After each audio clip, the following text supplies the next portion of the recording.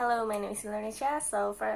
Through this video, I hope that I will be able to raise the awareness in keeping a good mental health and to persuade people that mental illness needs to be treated. Having a good mental health is indeed very important. When we are mentally healthy, we enjoy our life and environment and the people in it. We can be creative, learn and try new things, and take risks. We are better able to cope with difficult times in our personal and professional lives. Do you know that about half of mental illness begins before the age of 14? This causes around 1 in 5 of the world's children has experienced a mental illness, and 1 in 10 young people have experienced a period of major depression. Having mental illness and leave it untreated certainly has its consequences. Some specific examples are the condition worsening over time, physical health issues, financial problems, lack of job stability, and suicide. And no, they are not just myths. They are all facts that I got from the official website of World Health Organization.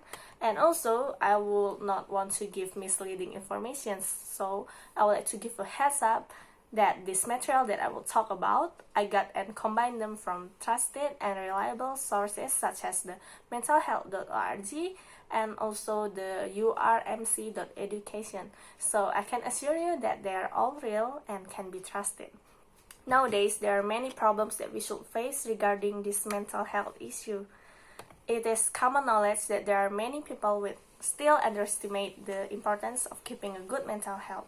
Many people feel that mental illness is rare, so it is something that only happens to people with life situation that is very different from their own, and it will never affect them.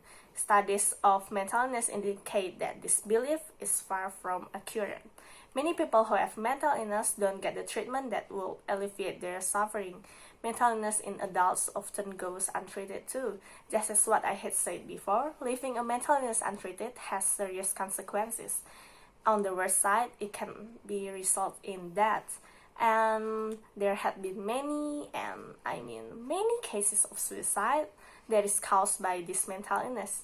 What's most shocking is the fact that almost 800,000 people die by suicide every year. So it means that one person dies from suicide every 40 seconds. And it makes suicide the second leading cause of deaths in individuals aged 15 until 29 years old. There are many causes which can be led to people suffering from mental illness. However, remembering the duration of this video, I would like to shorten it to 2 common causes. The first one is childhood trauma. Childhood are critical stage of life for mental health. This is a time when rapid growth and development take place in the brain. The quality of the environment where children grow up shapes their well-being and development. Early negative experience in homes, schools, or digital spaces, such as exposure to violence, the mental illness of a parent or other caregiver, bullying, and poverty increase the risk of mental illness. Worldwide, 10 until 20% of children and adolescents experience mental health conditions, but the majority of them do not seek help or receive care. The consequences of not addressing mental health and psychosocial development for children and adolescents extend to adulthood and limit opportunities for leading a fulfilling life. And then the second one is stressful life situations such as poverty, homelessness, or even loneliness could be the trigger of one from suffering a mental illness. Changes at work, illness, accidents, problems with relationships or family, money, or housing can cause stress, which can worsen our mental health. What links all these situations is that we're unable to predict and control what is happening to us.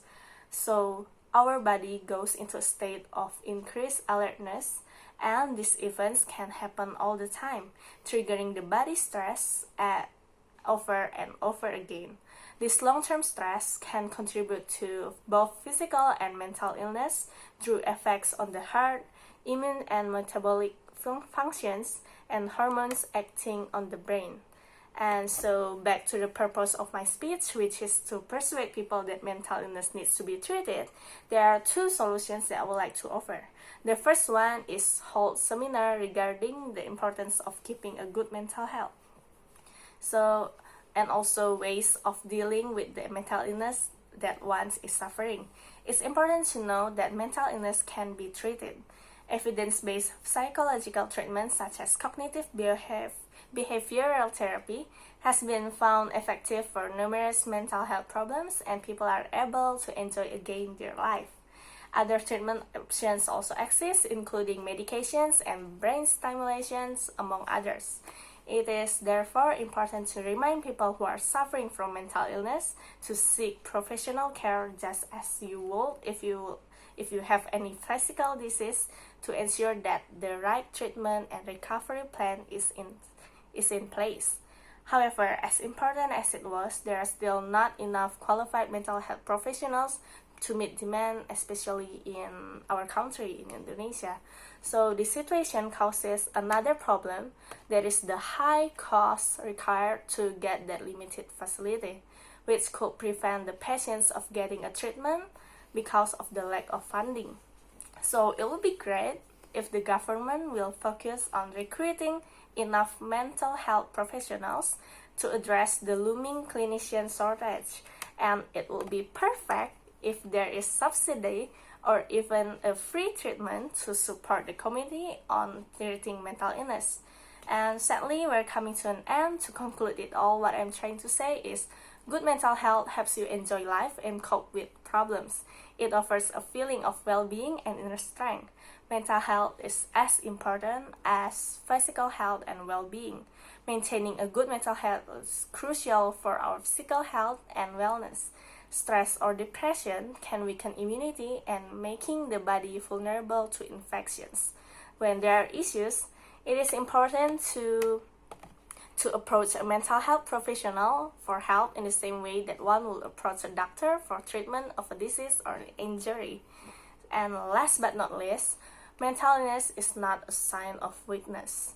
Mental illness are not a condition that people choose to have or not have. Mental illnesses are not results of willful, petulant behavior. No one should have to feel ashamed of this condition any more than any other medical condition. You should not be afraid of the social stigma when you need to go to get help from a professional. Keep in mind that mental illness can be treated, and you can recover from it and get a fresh start that you need in your life. So that's all from me. Thank you for your attention.